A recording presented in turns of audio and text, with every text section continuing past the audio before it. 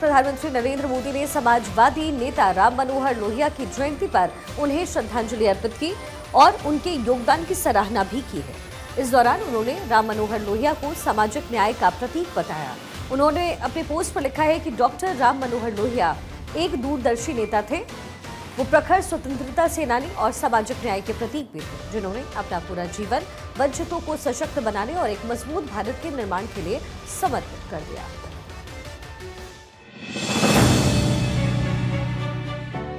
राम मनोहर लोहिया पिछली शताब्दी के महान विचारक, जिनके चिंतन का प्रभाव आज के हिंदुस्तान की राजनीति पर कहीं न कहीं नजर आता है। 1942 हिंद छोड़ो ये आंदोलन अपनी तीव्रता पर पहुंचा और ऐसे समय उस आंदोलन की बागडोर संभाली थी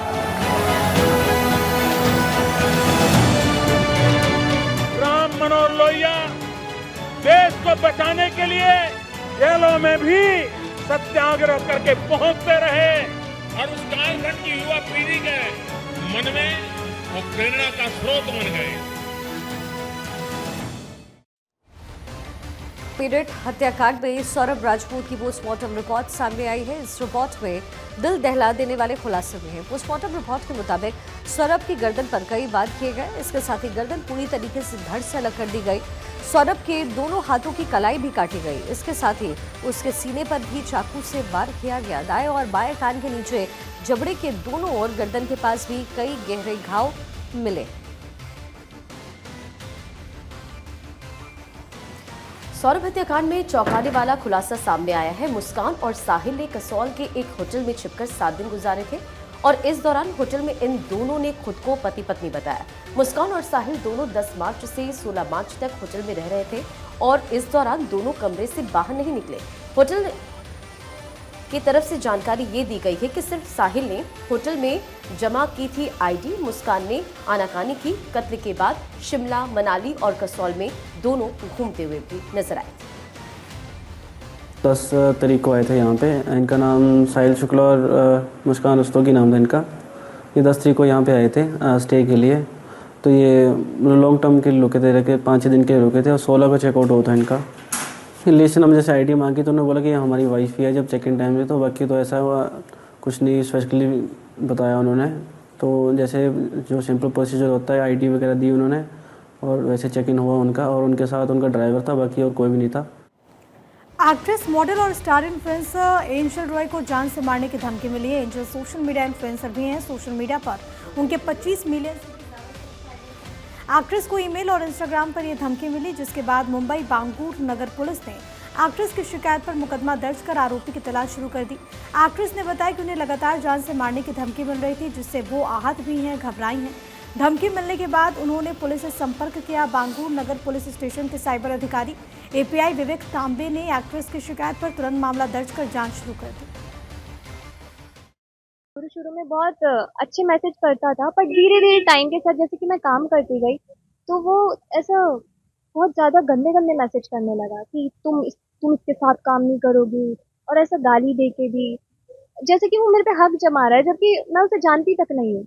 तो अभी क्या हुआ है कि जब से मेरा घोटाला जो वेब सीरीज आने वाली है उसका ट्रेलर लॉन्च हुआ है, तो उसके बाद से ना वो धमकी भरे मुझे जान से मारने के ऐसा मेल कर रहा है। अब मैं कितना उसे इग्नोर करूं या कितना उससे ब्लॉक करूं। और अब चलिए खबरों में आगे बढ़ते हैं। दिल्ली के महिपालपुर में रह रहा एक अवैध बांग्लादेशी नागरिक, उसको पुलिस ने गिरफ्तार कर लिया है।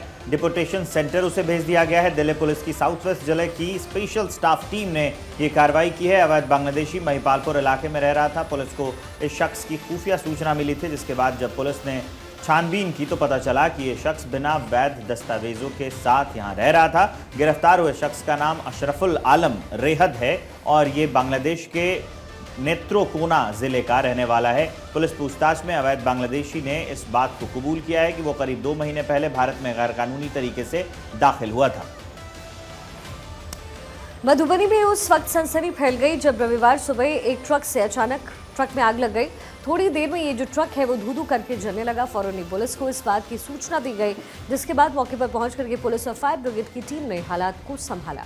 फायर ब्रिगेड की गाड़ियों ने कड़ी मशक्कत के बाद आग पर किसी तरीके से काबू पाया, लेकिन तब तक ट्रक का इंजन पूरी तरीके से जलकर खाक हो चुका था। ट्रक पर नमक की कुछ बोरियां भी लदी हुई थी। वहीं ट्रक का ड्राइवर अपने ट्रक को एनएच के किनारे खड़ा कर वहीं फरार हो गया। बताया जा रहा है कि ट्रक में आग शॉर्ट सर्किट की वजह से संभवतः लगी होगी।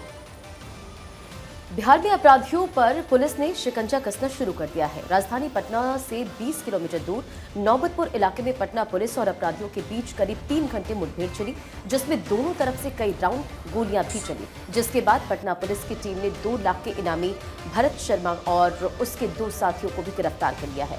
गिरफ्तार अपराधियों के पास से 3 पिस्टल और कई जिंदा कारतूस भी बरामद किए हैं। घटना को लेकर पटना पश्चिम सिटी एसपी शरद आर.एस. ने बताया कि पटना पुलिस की टीम को सूचना मिली कि 2 लाख का इनामी कुख्यात अपराधी और उसके जो 2 साथी हैं वो नौबतपुर थाना क्षेत्र के शेखपुरा गांव में मौजूद हैं, जिसके बाद टीम वहां पर पहुंचती है और फिर ये पूरी कार्रवाई करती है और अपराधियों को गिरफ्तार कर लिया जाता है। उत्तराखंड की धामी सरकार के दूसरे कार्यकाल के 3 साल पूरे हो गए। इस मौके पर धामी सरकार प्रदेश भर में सेवा दिवस मना रही है। सीएम पुष्कर सिंह धामी ने राज्य सरकार सेवा, सुशासन और विकास के 3 साल पूरे होने पर कई कार्यक्रमों की शुरुआत की। मौके पर सीएम धामी ने फिट इंडिया अभियान को लेकर कहा कि मजबूत मन और मजबूत तन होगा तभी देश विकास करेगा। सीएम धामी ने स्वस्थ रहने के लिए खान पान पर ध्यान करने और अपने जीवन में तेल का उपयोग कम से कम रखने पर जोर दिया। आज फिट इंडिया मूवमेंट कार्यक्रम में आप सबको संबोधित करना, आप सबके बीच में आना सच में मेरे लिए बहुत गर्व की बात है, क्योंकि एक राष्ट्रीय मिशन है जो स्वास्थ्य और मजबूत भारत के हमारे सपनों को साकार करता है। फिट इंडिया केवल मजबूत शरीर की बात नहीं है, यह एक स्वस्थ मन और जीवंत आत्मा का आधार है। मुख्यमंत्री पुष्कर सिंह धामी का बैठकों का दौर लगातार जारी है। सीएम पुष्कर सिंह धामी ने वित्त विभाग की बैठक ली। वित्त विभाग के अधिकारियों को राज्य में आगामी 10 साल की वित्तीय स्थिति की पूरी योजना तैयार करने के निर्देश दिए हैं। उन्होंने कहा कि 2047 तक प्रधानमंत्री नरेंद्र मोदी के विकसित भारत के संकल्प को पूरा करने के लिए सबको अपना योगदान देना होगा। राज्य में 2047 तक की वित्तीय स्थिति के लिए भी विस्तृत योजना बनाई जाए। उत्तराखंड के घनसाली के कोट बूढ़ा केदार में शनिवार को एक भीषण हादसा हो गया। एक ट्रक खाई में गिर गया। ट्रक ड्राइवर की मौके पर ही मौत हो गई। हादसे को लेकर अब पीडब्ल्यूडी घनसाली सवालों के घेरे में है। स्थानीय लोगों का कहना है कि हाल ही में पीडब्ल्यूडी की तरफ से लगाया गया पुश्ता टूटने से हादसा हुआ। स्थानीय लोग ये कह रहे हैं कि बूढ़ा केदार आपदा के दौरान ये पुश्ता टूटा था, जिसे हाल में 3-4 महीने पहले पीडब्ल्यूडी ने लगाया था। अब जब रेत से भरे पुश्ते से ट्रक गुजरा तो ये हादसा हो गया। हादसे की वजह से लोगों में गुस्सा है। मेन सबसे बड़ी बड़े भाई साहब लापरवाही तो यहाँ सबसे बड़ी विभाग की है, पीडब्ल्यूडी विभाग की लापरवाही है। ये दीवार जो कई बार क्षतिग्रस्त हो चुकी है और कई इसमें कम से कम नहीं तो दूसरी घटना हो चुकी है। पहले भी यहाँ थोड़ी आगे जाके एक डंपर गिरा था और यहाँ पे आज ये एक घटना हो गई है जिसमें जो है मृत्यु हो गई। और बांदा में जिला प्रशासन, पर्यटन और संस्कृति परिषद के सहयोग से शहर के जीआईसी मैदान में बांदा महोत्सव का आयोजन किया जा रहा है, जिसका रंगारंग शुभारंभ हुआ। बांदा महोत्सव के माध्यम से जिले की लोक संस्कृति के साथ स्थानीय उत्पादों के स्टॉल भी लगाए जा रहे ताकि बुंदेलखंड के स्थानीय उत्पादों के माध्यम से क्षेत्रीय लोगों को जोड़ा। चलिए खबरों में आगे बढ़ते हैं। चारधाम यात्रा शुरू होने में महज 1 महीने का समय शेष रह गया है। ऐसे में यमुनोत्री हाईवे 123 जो कि हरबटपुर से बड़कोट को जोड़ता है, ज्यादातर यात्री यहीं से होकर के गुजरते हैं और यात्रा की दृष्टि से प्रथम पड़ाव भी यही है। एक तरफ धामी सरकार गड्ढा मुक्त सड़कों के अभियान पर जुटी है, वहीं दूसरी ओर सरकार के इस अभियान की नेशनल हाईवे पर अनदेखी की जा रही है। सड़कों पर गड्ढे हैं वो मिट्टी डाल करके भरे जा रहे हैं, जिसमें सड़कों पर बने गड्ढों में आए दिन दुर्घटनाएं घटित हो रही हैं। दिल्ली सीएम रेखा गुप्ता ने शहीद दिवस पर मालवीय नगर में भगत सिंह की मूर्ति का अनावरण किया और इस कार्यक्रम में स्थानीय लोगों के साथ सांसद बांसुरी स्वराज, विधायक सतीश उपाध्याय, भगत सिंह के परिवार से यदुवेंद्र सिंह संधू भी इसमें शामिल हुए। मूर्ति अनावरण के मौके पर लोगों ने इकबाल जिंदाबाद के नारों के साथ भगत सिंह को श्रद्धांजलि भी दी, नमन किया। इस दौरान सीएम रेखा गुप्ता ने जहां शहीद भगत सिंह के बलिदान को याद किया, वहीं उन्होंने आम आदमी पार्टी पर भी जमकर निशाना साधा। शहीद पुत्र भगत सिंह जी की मूर्ति 2 साल से उनके विधायक क्षेत्र में टूटी पड़ी थी, तब उनके द्वारा गौर नहीं किया गया। उनके विधायक ने आके कभी इसकी ओर देखा नहीं। कभी किसी पार्टी के कार्यकर्ता ने ये नहीं कहा कि शिरोमणि भगत सिंह की ये मूर्ति को रिपेयर करना चाहिए, ठीक करना चाहिए। वहीं हरिद्वार में कांग्रेस ने सम्मान समारोह का आयोजन किया। कार्यक्रम में बतौर मुख्य अतिथि रहे पूर्व मुख्यमंत्री हरीश रावत ने उन सब कांग्रेस प्रत्याशियों को सम्मानित किया जिन्होंने नगर निगम चुनाव लड़ा था। हरीश रावत ने जीतने और हारने वाले सभी नेताओं को सम्मानित करने के साथ ही उनका उत्साहवर्धन भी किया। हरीश रावत ने इस तरह के आयोजनों को कांग्रेस नेताओं का उत्साह बढ़ाने वाला बताया। वहीं उन्होंने इस कार्यक्रम के लिए आयोजकों को शुभकामनाएं भी दी।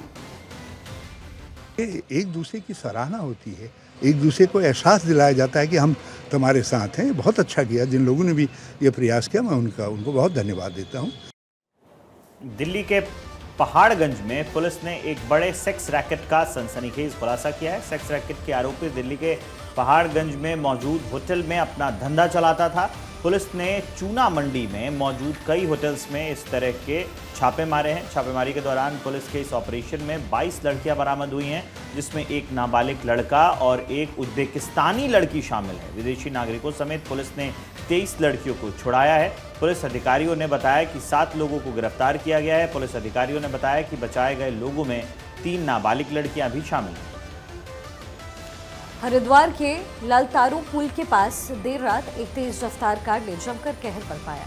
वाल्मीकि चौक पर कार ने कई गाड़ियों को टक्कर मारी है, जिसमें बिलकेश्वर के पार्षद सहित कई लोगों के घायल होने की सूचना है। चश्मदीदों के मुताबिक कार का ड्राइवर नशे में धुत नजर आया और बेकाबू होकर के कार चला रहा था। घटना के बाद स्थानीय लोगों में जाहिर है गुस्सा फूट पड़ा है और उन्होंने कार चालक की पकड़कर जमकर पिटाई की। सूचना मिलते ही पुलिस मौके पर पहुंचती है और चालक को हिरासत में ले लेती है। घायलों को तुरंत जिला अस्पताल में भर्ती करवाया गया। वहीं पुलिस ने कार ड्राइवर की मेडिकल जांच के आदेश भी दिए। मुख्यमंत्री पुष्कर सिंह धामी के कार्यकाल के 3 साल पूरे होने के उपलक्ष्य में कोटद्वार में भी सेवा, सुशासन और विकास 3 साल बेमिसाल कार्यक्रम का आयोजन किया गया। कोटद्वार के मालवीय उद्यान में आयोजित इस कार्यक्रम में विधानसभा अध्यक्ष ऋतुभूषण खंडूरी सहित बीजेपी नेताओं और बड़ी संख्या में लोगों ने शिरकत की। इस कार्यक्रम में सरकार की तरफ से चलाई जा रही विकास की योजनाओं की जानकारी देने के लिए कई विभागों के स्टॉल भी लगाए गए और इस दौरान विधानसभा अध्यक्ष ने सरकार के 3 साल के कार्यकाल की तारीफ भी की। है सेवा सुशासन के 3 साल। पिछले 3 सालों में जिस तरह से हम चाह रहे थे उत्तराखंड में कुछ बहुत ही इम्पोर्टेंट डिसीजंस लिए जाएं, चाहे वो एग्जाम्स को रिलेटेड हो, चाहे वो भू कानून हो, चाहे वो यूसीसी हो, उत्तराखंड के परिप्रेक्ष्य में हमने ये सारे कानून आते हुए देखे और ये फ्यूचर में बहुत अच्छा उत्तराखंड के लिए ही नहीं पूरे देश के लिए अच्छे रहेंगे।